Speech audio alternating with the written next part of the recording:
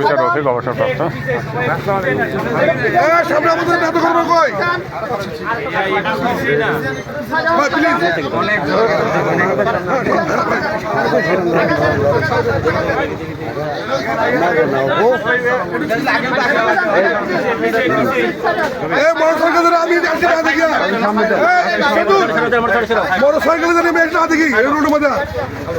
রতন আমি তোর মোটরসাইকেল না দিকে মোটরসাইকেল একটা না থাকে রে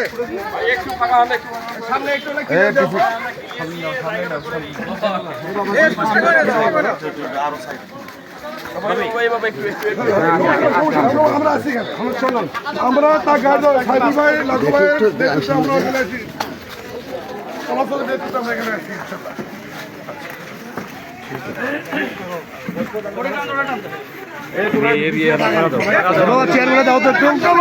ছাড়ো ছাড়ো তো ছাড়ো প্লিজ প্লিজ প্লিজ আপনারা একটু পিছনে যান, পেছনে যান। ছাড়ো ছাড়ো ছাড়ো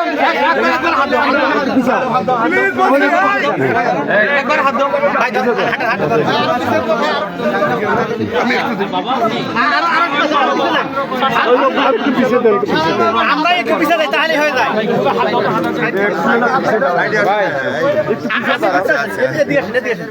আরো একটু পিছিয়ে যান, সমস্যা নেই। তাহলে থাকাও লোক তো নাই এখানে।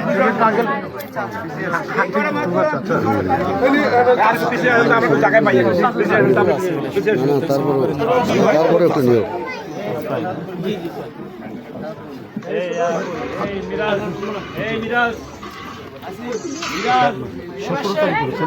ষোলো তারিখে 18 তারিখ।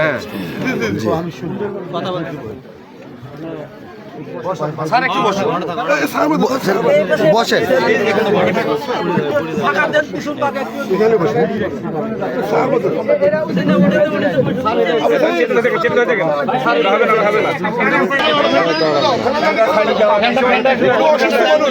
ফ্যানটা একটু দাও তো, ফ্যানটা দাও।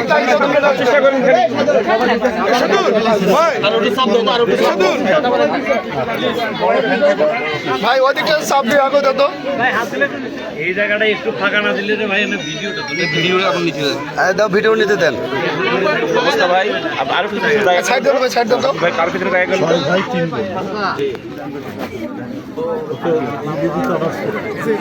ও স্কুলে পড়ছে না না কালাশপুর উচ্চ বিদ্যালয়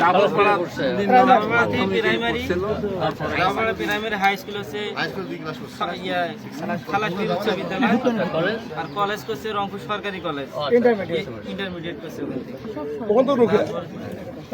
তারপর রোকেয়া ইউনিভার্সিটিতে অনার্স ফাইনাল পরীক্ষা দিয়েছে স্যার।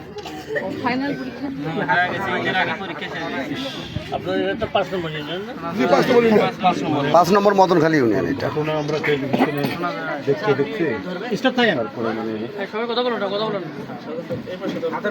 ওই পাশে একজন হাতে রাখ। লাগবে না। ওই পাশে ওখানে ওখানে ওখানে দরকার হয় বাবু ধরে। আরো নাই দরকার আগে ধরেন। তার যে এই অবদান গণতন্ত্রের জন্য, এটা তো কোনো মূল্য দিয়ে পরিশোধ করা যাবে না। এটা তো কিছু ইংরেজির ছাত্র, ইংরেজিতে অনার্স পড়ে একটা ছেলে মাস্টার্স পরীক্ষা দিয়েছে না? মাস্টার্স পরীক্ষা দিয়েছিল। অনার্স শেষ হয়েছে। মানে ফাইনাল পরীক্ষা দেওয়া শেষ করে শুধু রেজাল্টের হবে। ইংলিশ নিয়ে আমাদের চেয়ারম্যান, আপনার নাম শুনেছেন তো, তারেক রহমান সাহেব, জিয়াউর রহমান এবং খালেদা জিয়ার ছেলে, আমাদের এখন নেতা, উনি আমাকে পাঠিয়েছেন আপনাদের খোঁজ খবর নেওয়ার জন্য।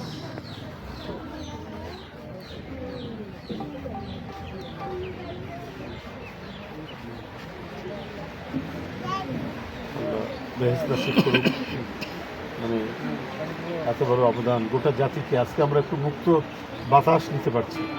আগে তো ডানে বামে কোথাও গেলে পরে ডানে বামে সবসময় আমরা শঙ্কার মধ্যে থাকতাম, ভয়ের মধ্যে থাকতাম, কোথায় এখান থেকে আমাদের ধরে নিয়ে যাবে, এখান থেকে উঠে।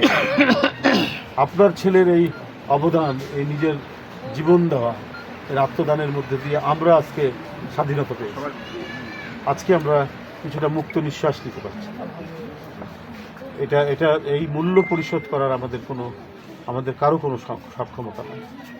দেশটা যেন শান্তি আসে, দেশটা যেন পরবর্তীতে সবাই আমরা যার যার ইচ্ছা এবং যার যার মত অনুযায়ী কথা বলতে পারি, সেই পথটা আমাদের দেখতে হবে।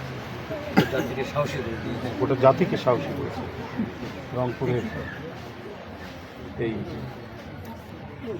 মানে আমি যখনই আমাদেরকে একদিন পরেই নিয়ে গেল ইয়েতে কারাগারে, প্রেস ক্লাব থেকে ধরে ওই মানে দৃশ্যগুলো যখন দেখতাম তখন মনে হতো যে না, এবার আর হাসিনা থাকবে।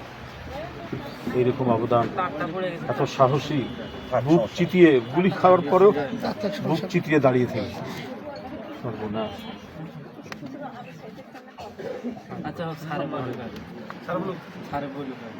বুক চিতিয়ে দাঁড়িয়ে থেকেছে। মানে বীরত্বের এই অভূতপূর্ব বীরত্বের এইরকম দৃষ্টান্ত পৃথিবীতে খুব কম। আপনারা সত্যিকার অর্থে সুসন্তান। আপনার ছেলেকে একটা ইউনিভার্সিটিতে ইংরেজিতে পড়াচ্ছিলেন, কত স্বপ্ন ছিল তাদের, আপনাদের কত স্বপ্ন ছিল, সেই ছেলের কত স্বপ্ন ছিল দেশের জন্য।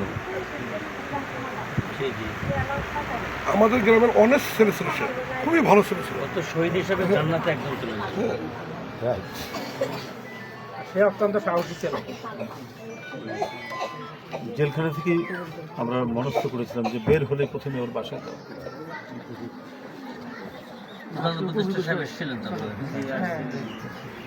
দেখেন আপনাদেরকে আপনার কিরকম গর্বিত পিতামাতা আপনারা বীরের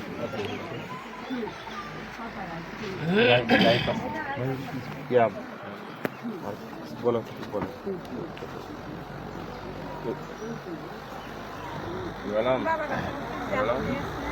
জি